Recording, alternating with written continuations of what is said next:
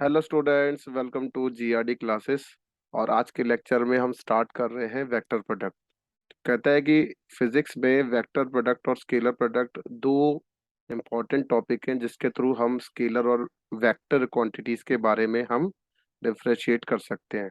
तो कहता है वेक्टर प्रोडक्ट में हम क्रॉस प्रोडक्ट के बारे में जानेंगे, क्योंकि वेक्टर प्रोडक्ट को ही हम क्रॉस प्रोडक्ट कहते हैं। ओके। तो क्रॉस प्रोडक्ट बेसिकली इस क्रॉस की बात करी गई है। तो अगर आपके पास दो वेक्टर हैं, let it be A and B vector, अगर मैं डॉट लगाऊंगा ये भी मल्टीप्लाई है क्योंकि ये स्केलर बन जाएगा। अब मैं इस डॉट की जगह क्रॉस लगाऊंगा तो ए क्रॉस बी जो है वो ए बी साइन थीटा की बराबर माना जाएगा। जैसे लास्ट लेक्चर में मैंने बताया था ए डॉट बी, लेकिन अब इस लेक्चर में बनाऊंगा मैं A cross B which is equal to A B sine theta. तो यहाँ पर ए क्रॉस बी जो है ये क्रॉस प्रोडक्ट है, जैसे हम वेक्टर प्रोडक्ट कहेंगे। ए बी जो है ये मैग्नीट्यूड है ए वेक्टर एंड बी वेक्टर के, तो मैग्नीट्यूड्स हैं ये। और साइन थीटा जो है हमारे पास एंगल होगा। ठीक है। तो अगर इस तरीके से ये फॉर्मूला बनता है तो वेक्टर प्रोडक्ट और क्रॉस प्रोडक्ट की एक बार डेफिनेशन भी देख लेते हैं। तो कहता है कि द वेक्टर और you can say cross product of two vectors is defined as the vector whose magnitude is equal to the product of the magnitude. Magnitude जो है यहाँ पर equal to the product of the magnitudes of two vector है। अब ये दो vector थे मेरे पास ए क्रॉस बी, ये क्या है? Cross product. टू वेक्टर्स कौन है? A and B is defined as the vector whose magnitude, अब इनका जो मैग्नीट्यूड है वो equal to the product of the magnitude है, जैसे A B, and the sine is the angle between the A vector and the B vector. ठीक है। एक और बार हम इसको और अच्छे से डिटेल में पढ़ते हैं कि ये होता क्या है। तो कहता है इसके बाद कि अगर मैं इस तरीके से यहाँ पर एक प्लेन ड्रॉ करता हूँ, एक्स वाई प्लेन, जैसे आपके कॉपी का पेज ही है, और यहाँ पर अगर आप दो वेक्टर ड्रॉ करते हैं, और ये वाला नहीं, इस तरीके से हम बनाते हैं। अगर ये ए वेक्टर है और ये बी वेक्टर है और ये दोनों 90 डिग्री पर है, तो आपको पता है इसको इस डायरेक्शन में अगर मैं क्रॉस करूंगा तो इसका जो मैग्नीट्यूड है वो अपवर्ड डायरेक्शन में जाता है, that is A cross B. कैसे? जैसे ये राइट हैंड है मेरे पास, ये मेरा थंब है, और ये जो फिंगर है उसको मैं इस तरीके से फोल्ड करता हूँ। अगर अपनी फिंगर्स को मैं इस तरीके से फोल्ड कर रहा हूँ राइट हैंड के टर्म्स में, तो ये मेरा राइट हैंड थंब रूल बनता है, जिसमें मेरे पास यहाँ पर इस डायरेक्शन में ए वेक्टर था और इस डायरेक्शन में मेरे पास बी वेक्टर था जो 90 डिग्री पर थे। मैंने ए को क्रॉस करता हुआ बी की तरफ लाया तो मेरी फिंगर फोल्ड हो जाएगी, और मैं क्या देखूंगा कि मेरा जो थंब है वो डायरेक्शन बताएगा, that is A cross B के बारे में। तो ये कौन सा रूल होता है? That is right hand thumb rule. तो राइट हैंड थंब रूल के अकॉर्डिंग हम क्या देखते हैं कि ये ए क्रॉस बी की डायरेक्शन को निकाला जा सकता है। ठीक है। तो अब ये कहता है कि इसको इस तरीके से भी लिखा जाता है कि ए क्रॉस बी जो होता है वो A B sine theta into N cap. कहता है ये जो एन कैप है ये क्या है? एन कैप बच्चों एक यूनिट वेक्टर होता है। ये एक यूनिट वेक्टर है perpendicular to the plane of A vector and B vector, और इसकी जो डायरेक्शन मिलेगी यूनिट वेक्टर की वो राइट हैंड रूल के अकॉर्डिंग हम निकाल सकते हैं। राइट हैंड रूल के अकॉर्डिंग हम निकाल सकते हैं। ठीक है। तो ये था मेरे पास इंट्रोडक्शन जिसके अंदर मैंने आपको ए क्रॉस बी के बारे में बताया। अब नेक्स्ट कहता है कि geometrical interpretation of vector product, तो ये मेरा टॉपिक है आज का।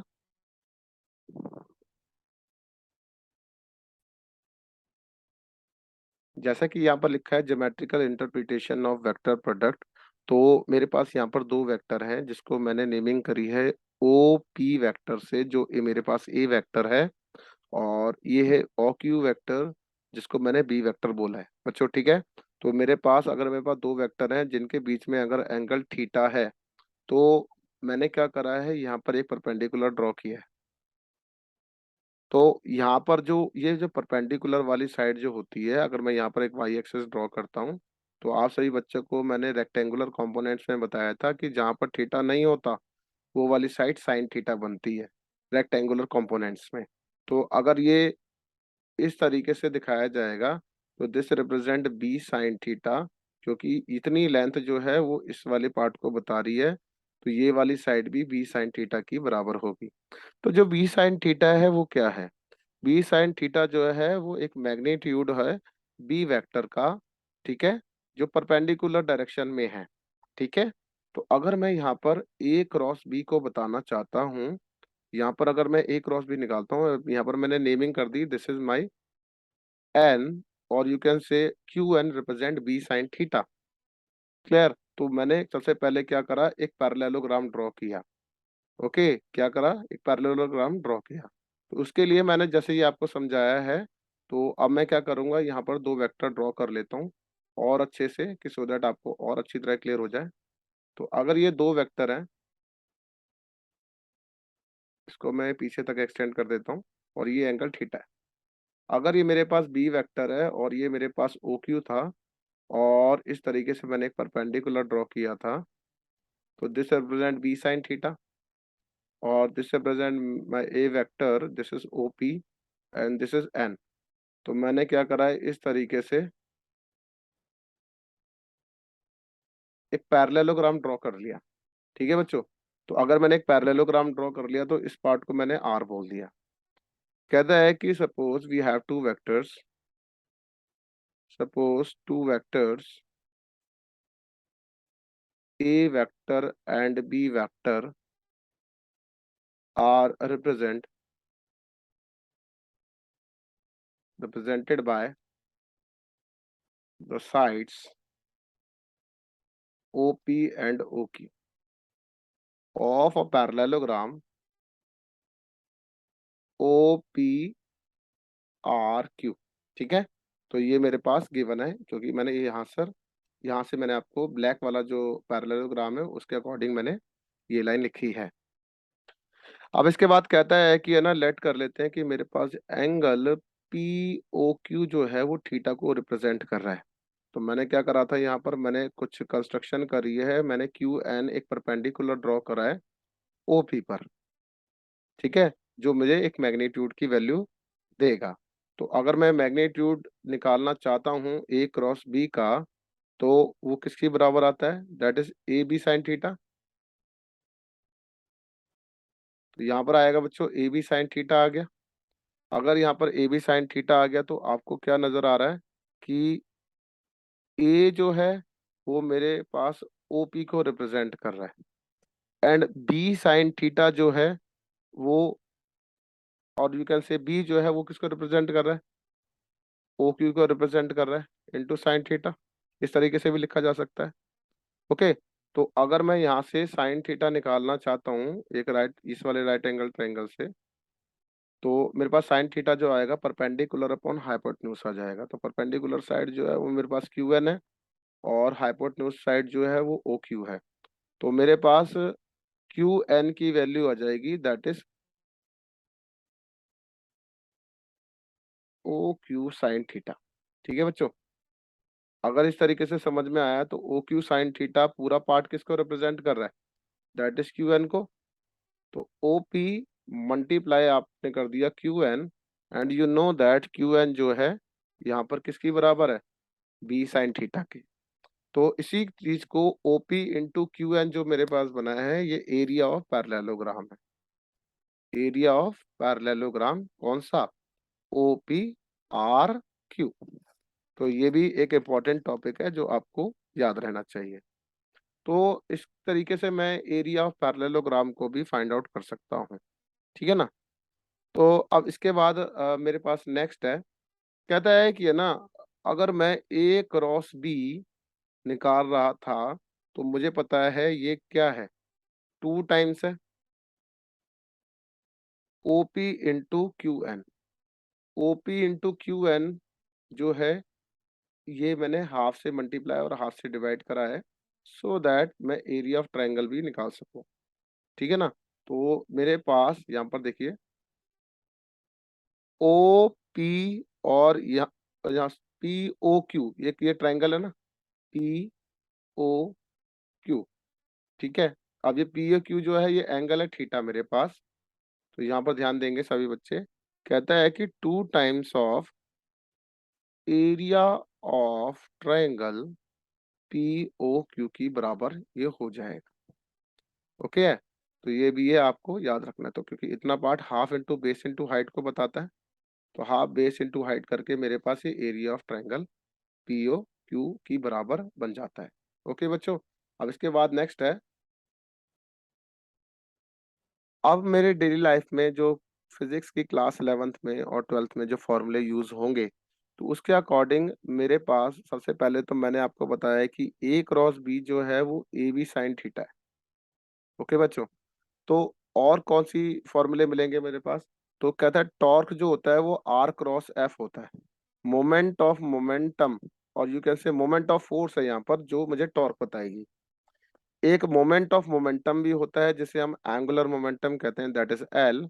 मोमेंट मतलब आर जो डिस्टेंस है, और मोमेंटम जो है आपको पता है लीनियर मोमेंटम, जो मुझे एक टर्म बता रहा है दैट इज एल जो एंगुलर मोमेंटम है।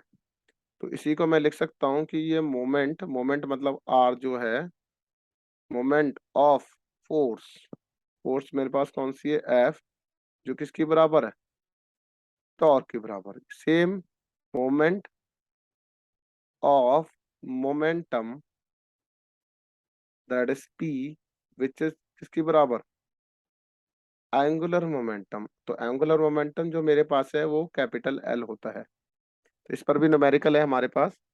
एक लीनियर वेलोसिटी होती है वी वेक्टर, वो ओमेगा इंटू आर वेक्टर होता है। ओमेगा एंगुलर वेलोसिटी होती है, आर जो है मेरे पास डिस्टेंस है सेंटर से। ओके, तो जिसको हम पोजीशन वेक्टर भी कहते हैं।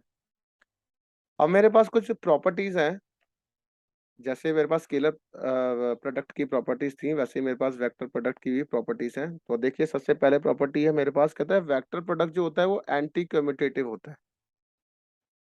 कहता है कि vector product is anti commutative, anti commutative.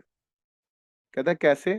कहता है अगर ये ए वेक्टर है, ये बी वेक्टर है, तो अगर मैं इस तरीके से जाऊंगा, ए को बी की तरफ क्रॉस करूंगा, तो मेरे पास रिजल्टेंट ए क्रॉस बी इस तरीके से आएगा। अभी आपको सुनाया मैंने कि राइट हैंड थंब रूल के अकॉर्डिंग इस तरीके से बनाएंगे, है ना? तो ये मेरे पास जाता है ए क्रॉस बी। क्या थंब आपका डाउनवर्ड डायरेक्शन में जा सकता है? हाँ जा सकता है। तो उसके लिए मेरे पास क्या करना पड़ेगा? तो ये बी वेक्टर और ये ए वेक्टर है, तो मेरे पास बी को ए की तरफ लाना पड़ेगा, तो मेरे पास रिजल्टेंट आएगा बी क्रॉस ए। ओके, तो ये मेरे पास जो रिजल्टेंट है बी क्रॉस है, बट नेगेटिव डायरेक्शन है जेड की, तो इसलिए मैं माइनस साइन लगा देता हूँ। तो कहता है कि A vector cross of B vector जो बनता है वो B vector minus of B vector cross of A vector है। तो याद रखेंगे, अभी आगे यूज होंगे। सेकंड प्रॉपर्टी यह है, कहता है कि वेक्टर प्रोडक्ट जो होता है वो डिस्ट्रीब्यूटिव है। तो vector product is distributive over addition. Means कहता है कि अगर आपके पास ए वेक्टर क्रॉस है B vector plus C vector का, तो अब इसे हम ए क्रॉस बी भी लिख सकते हैं और ए क्रॉस सी भी लिख सकते हैं। ओके बच्चों। अब इसके बाद ये कहता है थर्ड प्रॉपर्टी, कहता है कि वेक्टर प्रोडक्ट जो है ना A cross B equals to zero हो जाए। जीरो कब होगा? जब मेरे पास थीटा की वैल्यू 0 डिग्री होगी, क्योंकि साइन 0 0 होता है, और 180 डिग्री होगी, क्योंकि साइन 180 भी 0 होता है। तो इस केस के अंदर वेक्टर प्रोडक्ट जो होगा पैरेलल और एंटी पैरेलल बताएगा।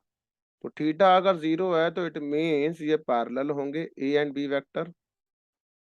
अगर थीटा 180 है तो इसे हम एंटी पैरेलल बोलते हैं। ओके बच्चों, फोर्थ प्रॉपर्टी है मेरे पास, कहता है कि अगर थीटा की वैल्यू 90 डिग्री हो जाए, थीटा 90 हो जाए, तो आपको पता है कि साइन 90 जो होता है वो 1 के बराबर है। यहाँ पर ए क्रॉस बी का जो मैग्नीट्यूड आएगा बच्चों, वो ए बी साइन 90 हो जाएगा और you will get A B. Okay, तो यहाँ पर जो वेक्टर का प्रोडक्ट है वो ए बी के बराबर आ रहा है, जो मैक्सिमम वैल्यू देगा, और यहाँ पर ए वेक्टर जो है वो परपेंडिकुलर हो जाएगा बी वेक्टर के। ये याद रखना बच्चों। अब ये कहता है कि इसके कुछ रूल्स हैं, उन रूल्स को हम याद करने की कोशिश करते हैं। तो रूल नंबर है 5, कहता है कि I vector cross of I vector, sorry I का यूनिट वेक्टर है और आई का भी यूनिट वेक्टर है, दो आई के यूनिट वेक्टर हैं जिनका क्रॉस प्रोडक्ट करना है। तो आपको पता है इनका मैग्नीट्यूड 1 1 होगा। अब दोनों एक्स एक्सिस में जा रहे हैं तो यहाँ पर मैं साइन 0 लिखूंगा, तो ये 0 बन जाएगा। तो सिमिलरली जे यूनिट वेक्टर और ये कैसे जे कैप, मैग्नीट्यूड तो 1 1 रहेगा लेकिन ये साइन 0 हो जाएगा, तो ये भी 0। के कैप क्रॉस के कैप 1 1, क्योंकि मैग्नीट्यूड 1 है तो, लेकिन एंगल 0 रहेगा क्योंकि दोनों सेम एक्सिस में चल रहे होंगे, तो साइन 0 0। बट वो कहता है कि अगर आई क्रॉस जे है या फिर जे क्रॉस के है यूनिट वेक्टर, और के कैप इंटू आई कैप है, तो ये हमें के आई और जे देता है। कैसे चलते हैं हम, एक होता है क्लॉकवाइज रूल, एक होता है एंटी क्लॉकवाइज रूल। तो अगर मैं यहाँ पर आई जे के बना लेता हूँ, ठीक है, ये आई है और ये जे है और ये के है, ठीक है, तो एंटी क्लॉकवाइज को हम पॉजिटिव लेते हैं। आई क्रॉस जे, तो इट मीन जो बच गया वो आंसर है, तो दैट मीन्स के आया। तो एक होता है जे क्रॉस के, तो इस बार आई बनेगा, के क्रॉस आई, तो यू विल गेट जे। इस तरीके से ये रूल बनते हैं। तो एंटी क्लॉकवाइज पॉजिटिव यहाँ पे लिख सकते हैं, एंटी क्लॉकवाइज पॉजिटिव साइकिल चलाएंगे। सिमिलरली ये एक और बात कहता है कि अगर जे क्रॉस आई है, जैसे अभी हमने स्टार्टिंग में करा था ना कि A cross B equals to minus of B cross A, anti commutative law, तो you will get minus of K. Similarly K cross J होगा तो ये माइनस आई बनेगा। ऐसे ही I cap cross of K cap मिलकर भी माइनस जे बनाएंगे। तो ये क्लॉकवाइज रूल के अकॉर्डिंग यहाँ पर के, ये बन जाएगा आपके पास जे, और ये बन जाएगा बच्चों आई। तो ये इस तरीके से साइकिल चल रही है। ओके बच्चों, तो ये थे मेरे पास कुछ रूल्स जिनके थ्रू अब हम न्यूमेरिकल की प्रैक्टिस करते हैं। तो अब हमारे पास फर्स्ट क्वेश्चन है, कहता है प्रूव दैट ए वेक्टर जो equal to 2i cap minus 3j cap minus k cap है, और एक बी वेक्टर है minus 6i plus 9j plus 3k, कहता है पैरेलल हो जाए। तो पैरेलल की कंडीशन क्या होती है, पैरेलल तभी होंगे जब थीटा 0 होगा, क्योंकि साइन 0 0 होता है। तो अब ए क्रॉस बी निकालने का भी एक रूल होता है, जरा देखिए। कहता है कि ए क्रॉस बी निकालने के लिए हमें मैट्रिक्स बनानी पड़ेगी। तो अगर ये आई कैप है, ये जे कैप है और के कैप है, तो सबसे पहले मैं इस तरीके से कोफिशिएंट्स लिख दूंगा ए के, और इधर मैं बी के कोफिशिएंट्स लिख देता हूँ। +9 है और ये 3 है, तो यहाँ पर प्लस लगाने की जरूरत नहीं है, वैसे हमें जस्ट शो कर रहे हैं कि ये पॉजिटिव वैल्यू है। तो अब मैंने यहाँ पर क्या करा है, जरा ध्यान से देखेंगे। सबसे पहले मैं क्या करता हूँ कि इस वाली कॉलम और इस वाली रो को मैं इस तरीके से बनाता हूँ। तो मैंने एक ट्रिक बनाई है आपके लिए, सबसे पहले ऐसे कर लो। इसका मतलब है first row first column, second वाले के लिए टी बनेगा क्योंकि फर्स्ट रो बीच वाला कॉलम सेकंड कॉलम, और this is first row third column. तो इसमें आई फंस जाता है, तो आई को सबसे पहले इस तरीके से लिखेंगे, और जो इन वाले ब्लॉक्स के अंदर नहीं फंसे उनकी वैल्यूज को हम इस तरीके से लिख लेते हैं। जे के साथ हमेशा माइनस साइन आता है। तो इस बार मैंने क्या किया है, तो देखो मैं इसको रफ कर देता हूँ। ये मेरे पास फर्स्ट कॉलम हो गया, और सॉरी फर्स्ट रो हो गई, और ये जे के साथ ये सेकंड कॉलम बन जाता है। तो टी की जैसी शेप बन रही है, तो मेरा पहला पार्ट तो कट होता है, इसके बाद ये वाला पार्ट कट होता है। तो जो नई इस वाले कॉलम और रो के बीच में आए हैं, हम उस वैल्यू को लिख देते हैं इस तरीके से। अब मैंने के की वैल्यूज भी लिखी हैं, तो के लिए अब आपको थोड़ा थोड़ा पता भी चल रहा है क्या कर रहा हूं मैं। तो इस तरीके से मैंने यहाँ पर इस थर्ड वाली शेप को भी कैंसिल कर दिया। तो जो इन ब्लॉक और कॉलम में नहीं आए हैं, रो और कॉलम में, तो उनकी वैल्यूज को हम यहाँ पर पुट कर देते हैं। अब मुझे क्रॉस मल्टीप्लाई करना है। क्रॉस मल्टीप्लाई मीन्स इस वाले पार्ट को इस वाले पार्ट से मल्टीप्लाई करना है, फिर इसको इससे करना है, क्रॉस मल्टीप्लाई। ओके, तो मेरे पास यहाँ पर लिखूंगा आई कैप, ये हो जाएगा -9, -3 इंटू 3, दैट इज -9। फिर एक माइनस का साइन लगेगा, -1 into 9 which is equal to -9, तो विच इज इक्वल टू +9 बन गया। तो जे के साथ 3 2 जा 6, फिर माइनस का साइन लगेगा तो 6 1 जा 6। के कैप 9 2 जा 18, फिर -3 इंटू 6 18। यू विल गेट, ये कट जाएगा, ये भी कट हो गया, ये भी कट हो गया, यू विल गेट 0। तो इट मीन्स वेक्टर कैसे हैं बच्चों? पैरेलल है। नेक्स्ट क्वेश्चन कहता है कि अगर मेरे पास if A vector and B vector denotes the side of a parallel sides of the parallelogram and the area is A B by 2, find the angle between A vector and B vector. तो इसका answer देखिए, कहता है कि area of parallelogram जब हम निकालते हैं, वो A vector cross of B vector का मॉड है। ठीक है, तो यहाँ पर क्या लिखा जा सकता है? A B sine theta. Okay, तो sides of the parallelogram are and area is A B by 2 दे रखा है हमें यहाँ पर। तो यहाँ पर मैं क्या करूंगा, that is A cross B which is equal to A B sine theta and which is equal to A B by 2। A B by 2 की बराबर है ये।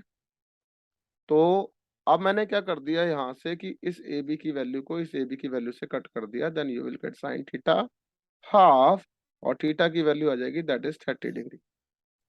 तो ये क्वेश्चन एग्जाम में आ सकता है, क्योंकि साइड्स ऑफ पैरेललोग्राम से वेक्टर प्रोडक्ट का एक क्वेश्चन सीबीएसई एग्जाम्स में बनता है। ये भी एक इम्पॉर्टेंट टॉपिक है, that is unit vector perpendicular to both this and this.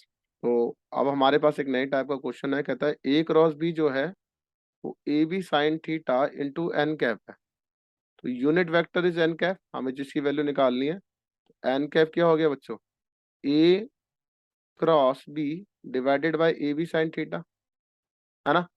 तो अगर ये ए बी साइन थीटा बनता है, तो मुझे पता है कि यूनिट वेक्टर वेक्टर अपॉन उसका मैग्नीट्यूड होता है। तो you will get A cross B का मैग्नीट्यूड। तो इट मीन्स मेरे पास यूनिट वेक्टर जो है वो इसकी बराबर है। तो सबसे पहले मैं इतने पार्ट को इस तरीके से कर देता हूँ, और मैंने आंसर में सबसे पहले ए क्रॉस बी निकाला। तो सबसे पहले अगर मैं ए क्रॉस बी की वैल्यू निकालना चाहता हूँ, तो मैंने दोबारा टेबल बनाई, आई कैप जे कैप के कैप इस तरीके से लिखा। 2 1 1 ये ए के कोफिशिएंट है, ए वेक्टर के। बी वेक्टर के कोफिशिएंट क्या है? 1 -1 और 2। वही सिमिलरली वही प्रोसेस चलेगा आई कैप के साथ। अब मैं डायरेक्ट भी कर सकता हूँ कि 2, ये हो जाएगा +2 या -2, ये हो जाएगा, ये आपका first column, this is first row. तो 2 दैट इज +1, ये +1 हो गया। तो जे के साथ जो बनेगा दैट इज 2 2 ज़ा 4 -1, और के साथ जो बनेगा that is -2 -1। You will gate 3i cap -3j cap -3k cap. तो ये मेरे पास ए क्रॉस बी की वैल्यू आ गई।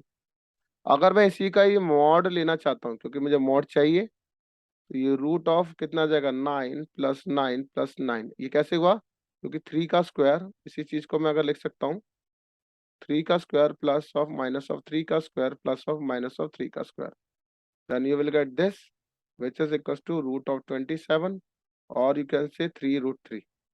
अब मेरे पास ए क्रॉस बी की भी वैल्यू है, और ए क्रॉस बी के मैग्नीट्यूड की भी वैल्यू है। तो मेरे पास जो एन कैप की जो वैल्यू बनेगी, मैं 3 कॉमन निकाल लेता हूँ। तो I cap -J cap -k cap divided by 3√3। तो ये बन जाएगा बच्चों I cap minus J cap minus of K cap root of 3 के बराबर। आई होप कि आज के लेक्चर में ये न्यूमेरिकल और वेक्टर प्रोडक्ट आपको क्लियर होता है। अगर इससे रिलेटेड कोई भी डाउट है तो please contact on my channel और my WhatsApp number. Thank you very much.